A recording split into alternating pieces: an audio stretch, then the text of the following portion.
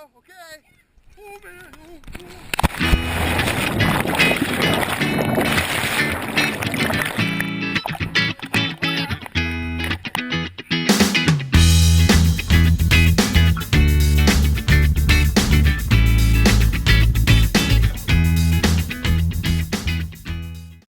It's Saturday, April 15th.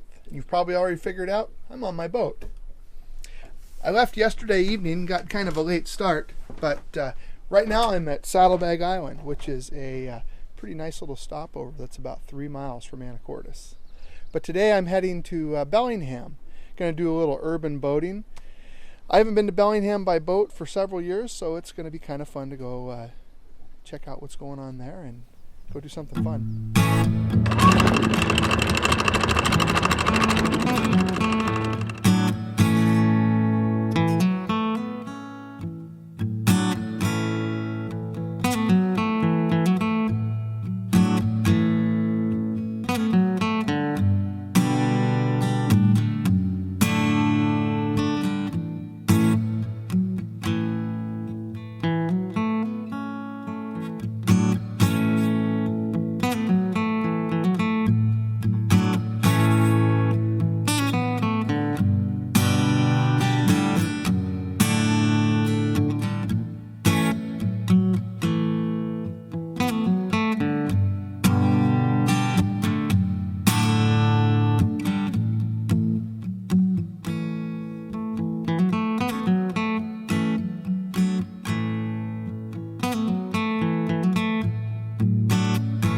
To a lot of marinas when I go cruising, but this just seemed like a nice weekend to come check out Bellingham, and also for a special event. I'm going to go over and take a look at a really cool boat.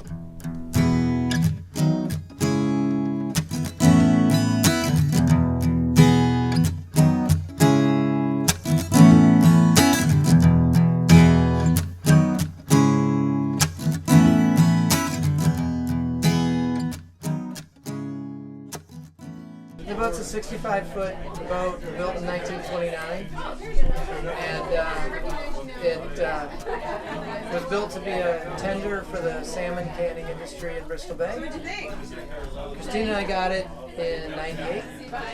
We spent 8 years restoring it to do what we do now, and then this past winter we spent the whole winter adding on 20-some feet of inside space so we can hang out where it's dry and warm, and it's easier to watch glaciers and wildlife. Originally, the boat had a house that was up forward, close to where it is now. And then when we bought it, the person we bought it from, he had taken off part of the back of the boat, cut it off, and then rolled the pilot house back to where it had been when we bought it. And then we did our restoration of the boat. And now we decided it was time to put the pilot house back where it had been. So there's some modifications, a little bit different from how it was originally, but it works for our purposes. The engine's original for the boat? Yep. Yeah, there's a card that was in a file at the engine manufacturer that said that engine serial number and who it was built for and what boat, and it says the David B. and it says, Libby Cannery.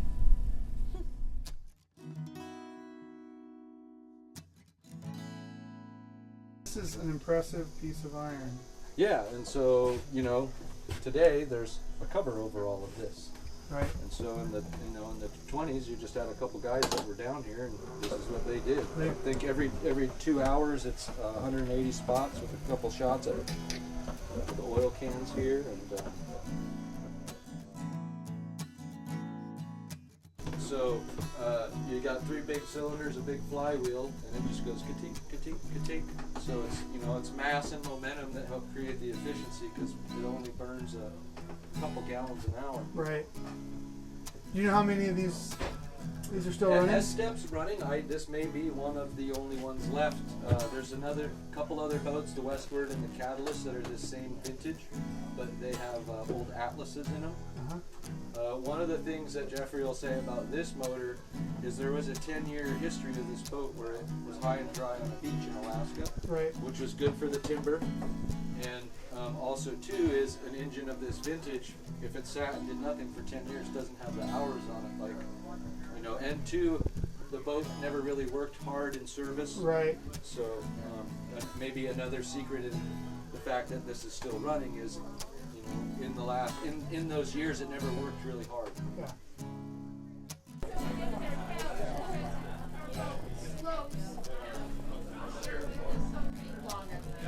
So I didn't talk to you setting up the reservation because I've been working for them since the fall of 2014. Hello. Yeah.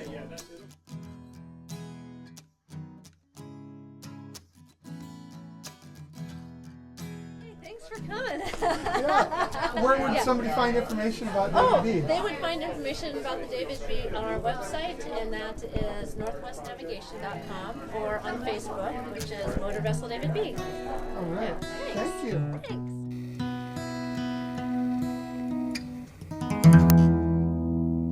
Had a really nice time here at Bellingham's Squalicum Harbor. It's really convenient here, about 20 or 30 minute walk. You're right in the middle of downtown with several really good restaurants and microbrews. So there's a lot to do within a short distance.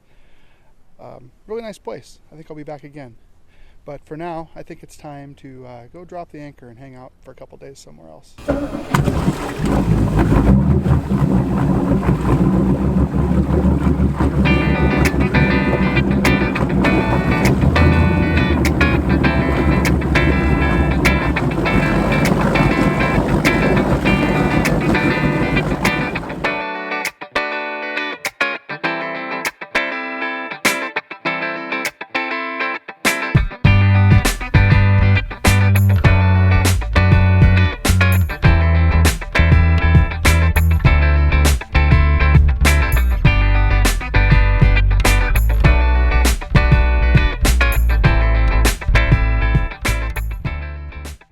So in case you're curious if I ever run this boat up on plane, yes I do.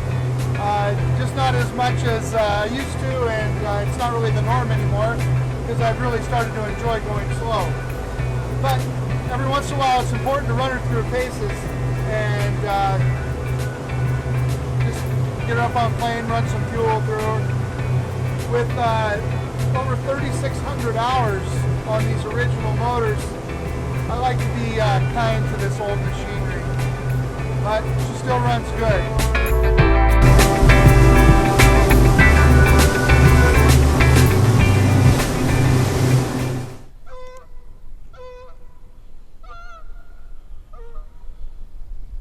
So today I'm in a new place that I've never been before, but I've been past this many times, and I've always wanted to come check this out.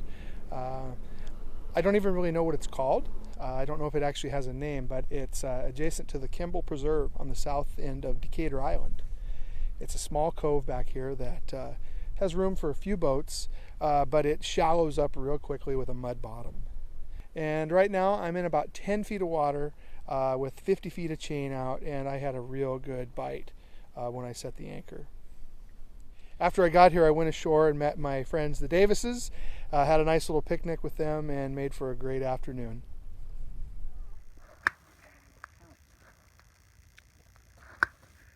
I could see a little, hold on. Very.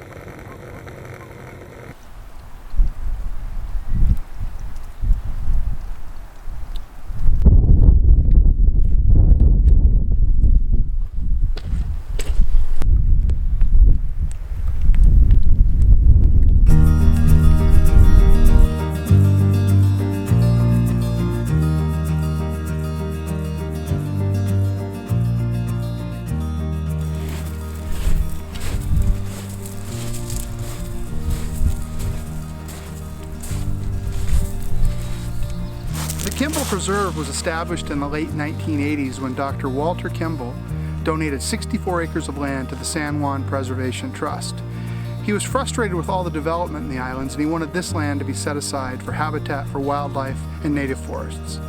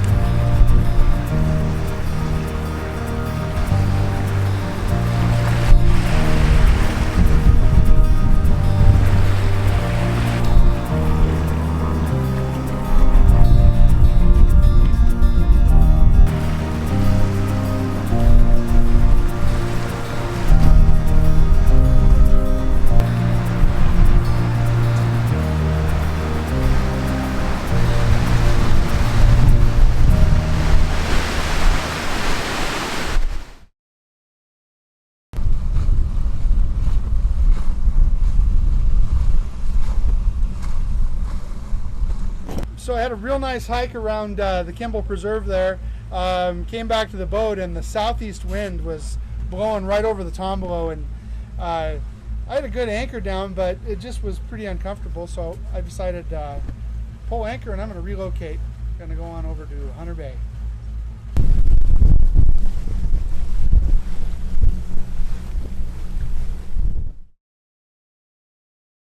So I'm really glad I moved over here to a very familiar spot, Hunter Bay. I was able to get out of the wind that really kicked up yesterday afternoon, and I had a real nice evening. But I guess now it's time to start heading towards home.